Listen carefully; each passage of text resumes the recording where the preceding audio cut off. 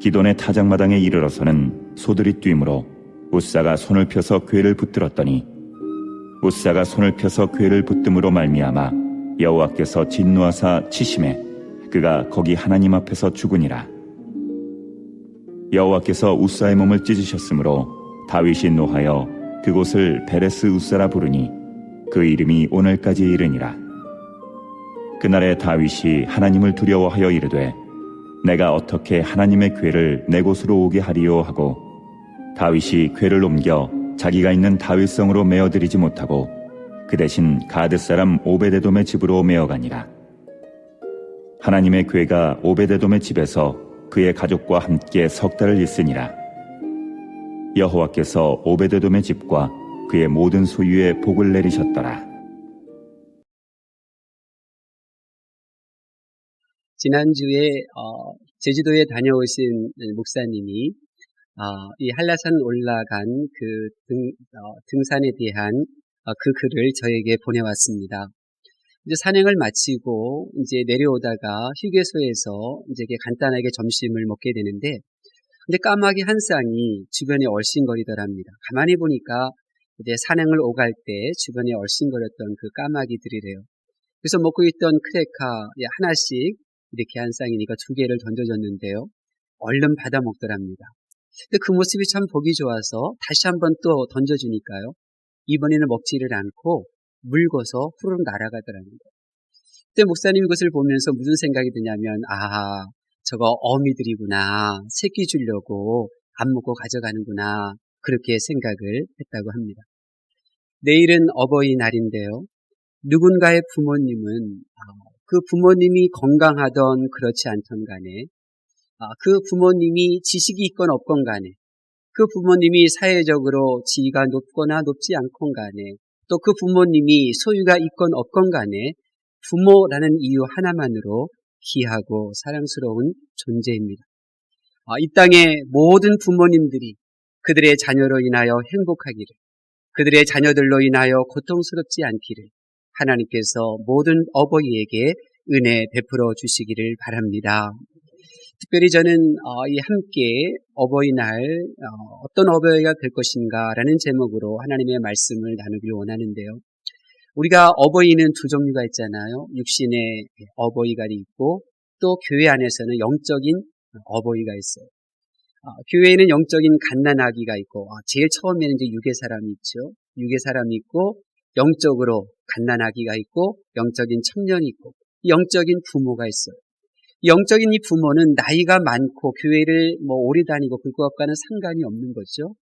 하나님께서 주신 그 은혜대로 나이가 어려도 영적인 부모 역할을 감당할 수가 있죠. 그래서 오늘 우리 모두에게 주시는 이 말씀을 우리가 함께 나누기를 원해요. 그것은 뭐냐면 성경이 원하는 바람직한 부모의 모습이 뭐냐는 거예요. 성경이 원하는 이 육적인 어버이의 모습, 성경이 원하는 이 영적인 이 부모의 모습은 어떤 모습일까? 그것에 대해서 우리가 함께 말씀을 통해서 은혜 나누기를 원합니다. 우리가 읽었던 오늘 본문에는요, 3명의 부모가 나와요. 오늘 본문은 하나님의 이 법궤가 예루살렘으로 옮겨지는 과정에서 이 3명의 부모가 등장하는데, 우리가 이 3명의 부모를 우리가 만나기를 원해요. 왜냐하면 이 3명의 부모가 바로 우리들 자신이기 때문에 그런 거예요. 하나님께서는 저와 여러분 모두가 지금까지 어떤 부모로 살고 있는지, 또 앞으로는 어떤 부모로 살 것인지를 오늘 본문을 통하여 보여주고 선택하고 그것을 결단하기를 원하고 계시는 거죠. 먼저 오늘 본문을 통해서 우리가 만나는 어버이의 모습이 있는데, 그 사람은 아비나답이라고 하는 사람이에요. 아비나답은 그 뜻이 하나님은 자원하시다, 하나님은 관대하시다, 하나님은 고상하시다, 이런 뜻인데요. 그는 예루살렘에서 서북서 방향 14km 정도 떨어진 기럇 여아림이라는 지역에서 살고 있는 사람이었습니다. 이 아비나답은 자녀들에게 있어서 어떤 부모였을까? 그것을 우리가 알려면 약간 역사를 알아야 돼요. 사무엘 선지자보다 먼저 앞서서 사역했던 선지자가 엘리 제사장이었잖아요.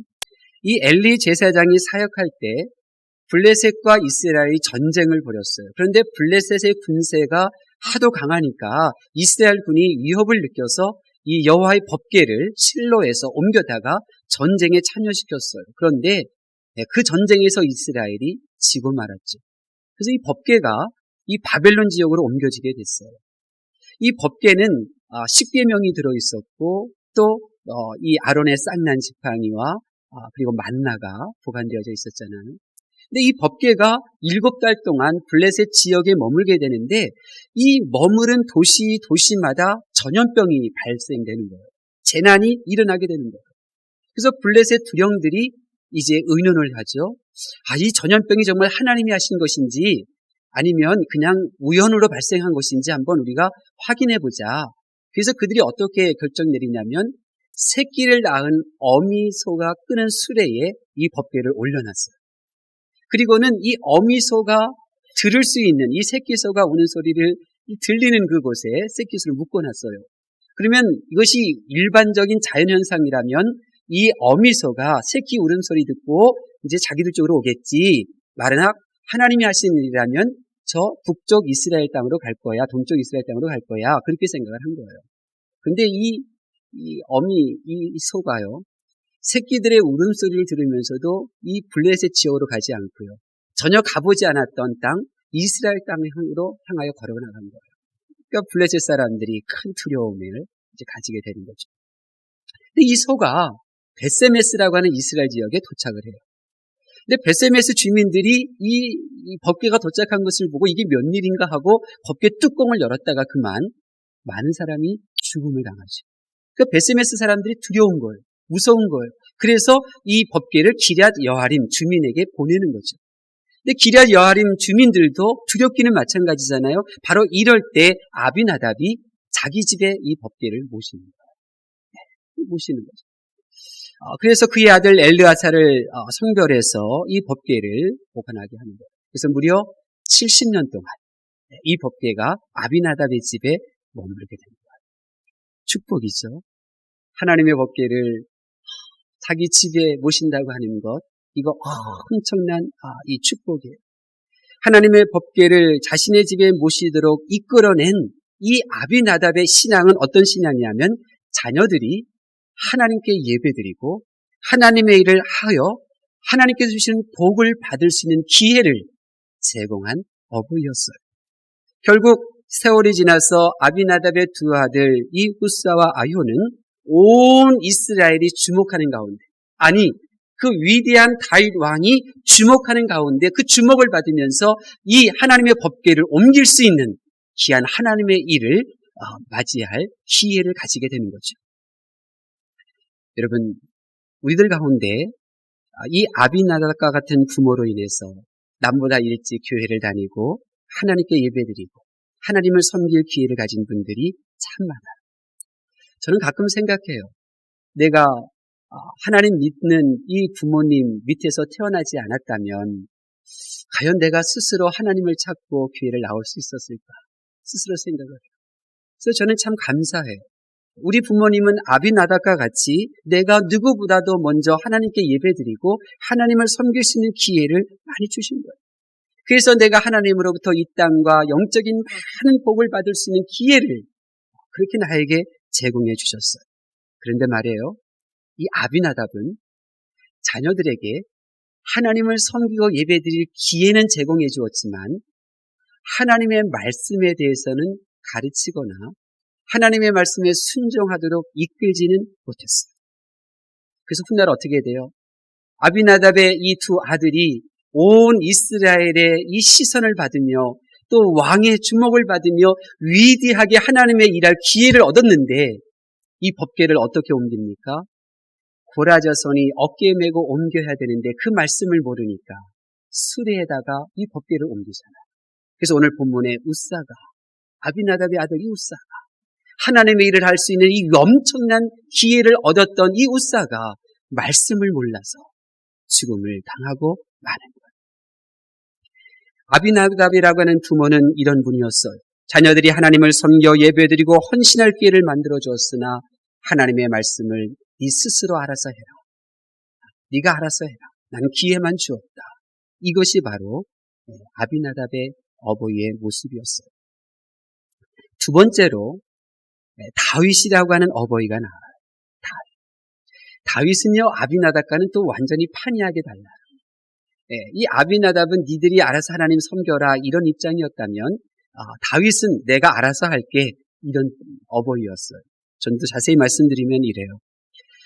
다윗이 어떤 부모인지 알려면 그의 신앙생활을 한번 잠시 살펴봐야 되는데요. 여러분, 다윗이 목동으로 지낼 때 그는 철저하게 하나님 중심이었어요. 그가 원치 않는 일이 있었고 하기 싫은 일도 있었지만 그러나 하나님 바라보고 다 따라줬어요.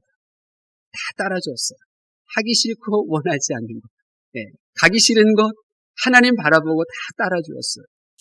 사울왕을 피해서 도망자 신세로 그렇게 도망치고 다닐 때에도 오직 하나님만 바라봤어요. 하나님만 바라본 거예요. 사울왕을 피해 도망자 신세를 살 때 참 다윗 그냥 오직 하나님만 본 절절한 신앙의 모습을 우리에게 보여줘요. 다윗이 남북의 통합 왕이 되어서 제일 먼저 한 일은 예루살렘 성을 공격하는 일이었어요. 예루살렘 성은 참 공격하기 힘든 일이에요. 이건 불가능한 일이었어요. 그런데 다윗이 그 일을 시도해요. 그리고 그 예루살렘 성을 점령하자 수리하고 새롭게 건물들을 건축해요. 하나님의 택한 백성들이 생활할 수 있는 공간들을 다윗이 열심히 만들어내요.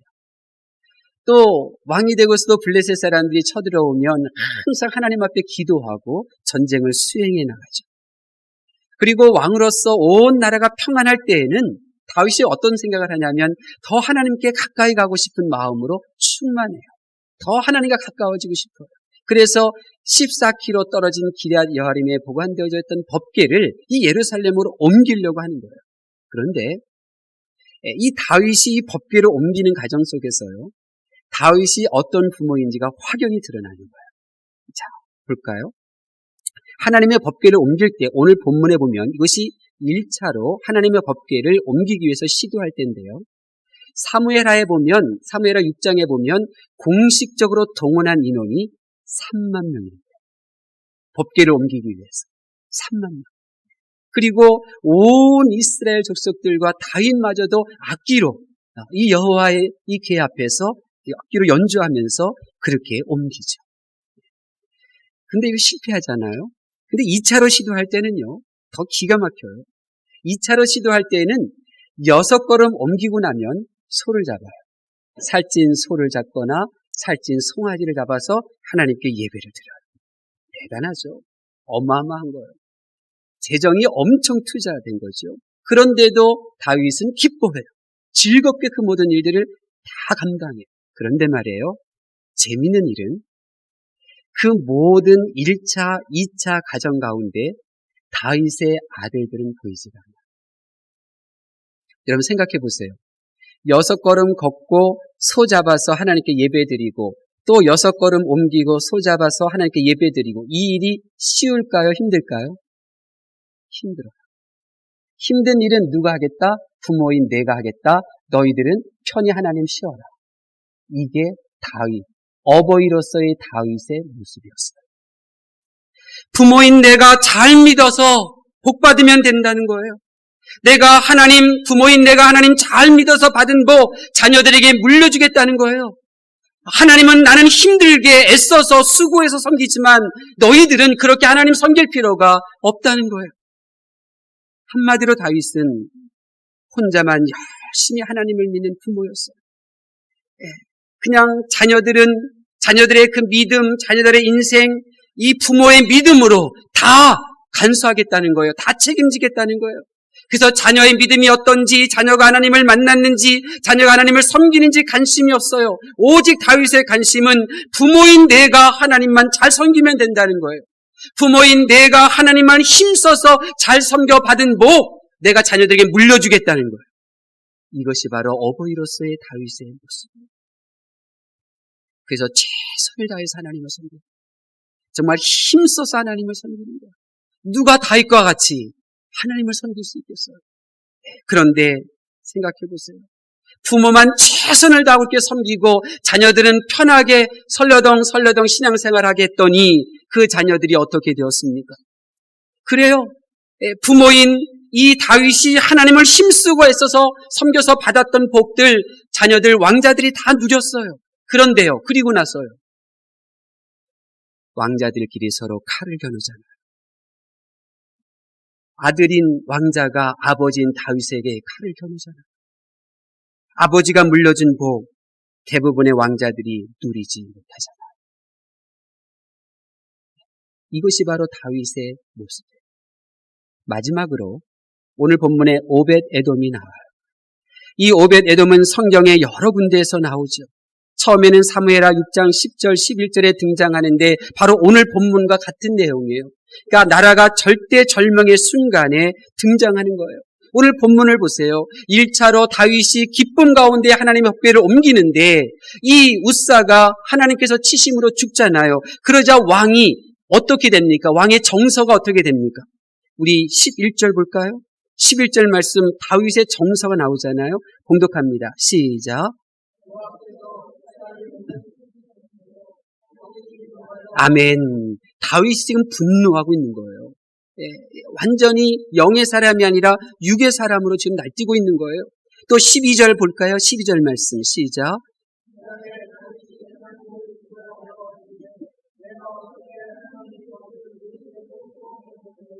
두려워하고 있어요. 하나님을 두려워하니 제대로 좀 두 발로 서 있지를 못하는 거예요. 말 위에 앉아 있지를 못하는 거죠. 그래서 13절에 결국 메오지 못하고 예루살렘 성으로 다윗이 가잖아요. 지금 백성들이 이것을 다 보고 있는 거예요.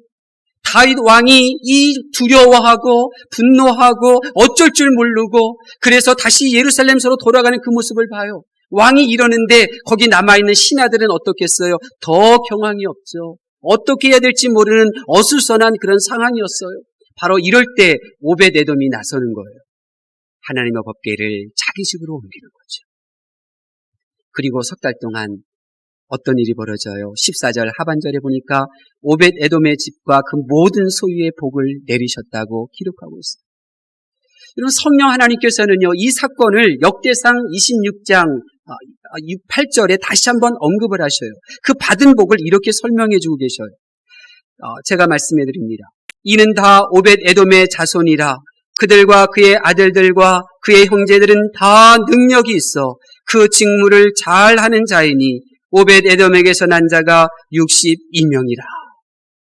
오벳 에돔은요, 자기도 복받고 자기 자녀들도 복받는 이런 어버이였단 말이에요. 그러면 도대체 이러한 오벳 에돔의 이 비결이 뭘까요? 오벳 에돔의 맏아들은요, 이름이 스마야예요. 스마야라고 하는 이름은 세마에서 왔어요.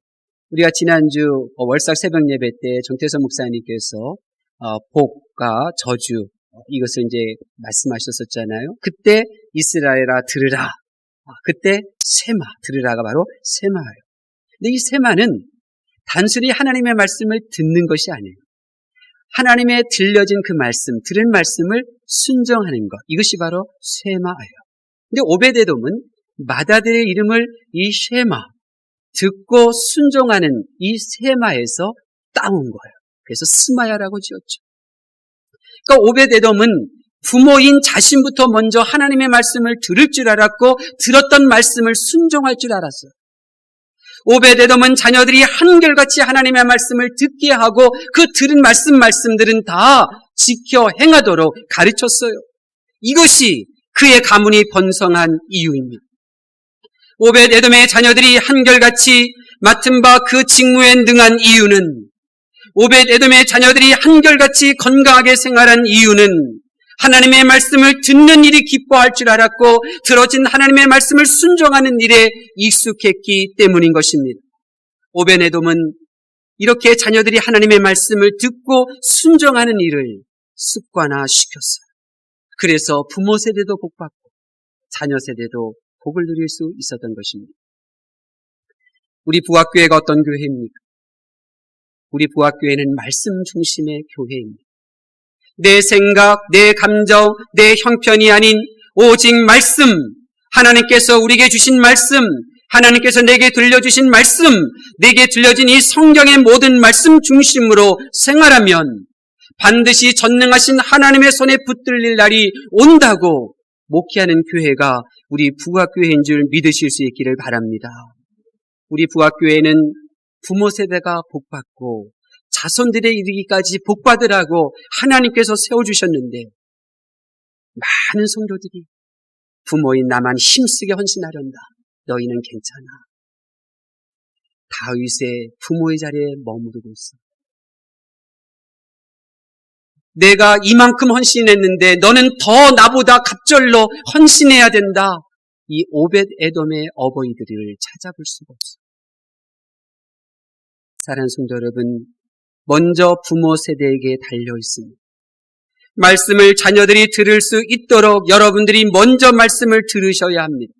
여러분들이 100% 순수한 하나님의 말씀을 순종하고 지켜 행해야 여러분의 자녀들도 하나님의 말씀을 지켜 행할 수가 있는 것입니다. 여러분들은 자녀들에게 지금 어떤 소리를 들려주고 있습니까? 하나님의 말씀에 귀 막는 소리를 들려주고 계십니까? 하나님의 말씀을 외면하는, 하나님의 말씀을 지키기 힘들어하는 그 소리를 들려주고 계십니까? 그래서는 안 됩니다.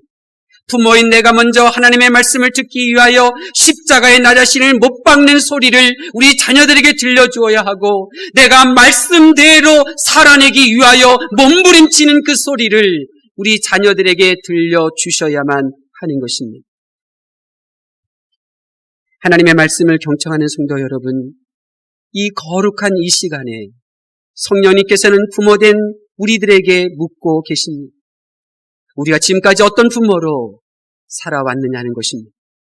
아비나답과 같이 자녀에게 하나님께 예비하고 하나님을 섬길 기회만 주었던 부모였는지, 다윗과 같이 오직 나 하나만 힘써서 하나님을 섬길 터이니 너희들은 편하게 신앙생활 하라고 그렇게 가르쳤던 부모인지,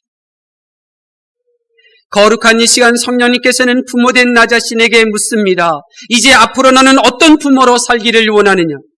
오벳 에돔과 같이 나와 내 자녀도 하나님을 잘 믿어 부모 세대와 자녀 세대가 모두 복받게 하는 그런 부모가 되고 싶냐고 묻고 계십니다. 그리고 만약 오벳 에돔과 같은 부모가 되길 원한다면 내가 도와주겠다고 성령님께서 말씀하고 계십니다. 여러분은 어떤 부모가 될 것입니까? 아브람처럼 자신도 복받고 아들 이삭도 복받게 들려진 말씀 붙들고, 그리고 들려진 그 말씀에 순종하기 위하여 모리아산으로 매일 매순간 올라가는 그런 부모입니까? 아니면 아비나답의 같은 그러한 부모입니까? 우리가 걸어가야 될 부모의 길은 사울왕처럼 자신도 신앙생활 못하고 자녀들도 죽음으로 내모는 부모는 더욱 되어서는 안 되지 않습니까? 사랑하는 성도 여러분, 많은 분들이 지금 아비나답 혹은 다윗과 같은 부모의 자리에 머물러 있습니다. 그것은 우리의 사랑하는 주님이 원하시는 모습은 아닙니다. 주님이 우리에게 원하시는 어버이의 모습은 오직 오벳 에돔 그와 같은 모습인 것입니다. 부모인 내가 먼저 하나님의 말씀을 듣고 그 말씀대로 순종하고 자녀들에게 하나님의 말씀을 기준으로 삼도록 들려주고 가르치고 오직 말씀 중심으로 살아갈 수 있도록 교육하는 그 부모가 되어 부모도 살고 자녀도 살고 행복한 가정 이루라고 주님께서 오늘도 우리를 위하여 말할 수 없는 탄식으로 기도하고 계시는 줄로 믿습니다.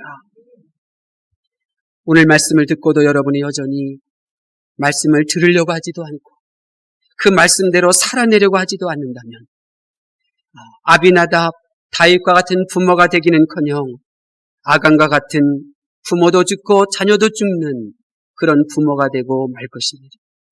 우리는 결코 그런 부모가 되어서는 안 됩니다.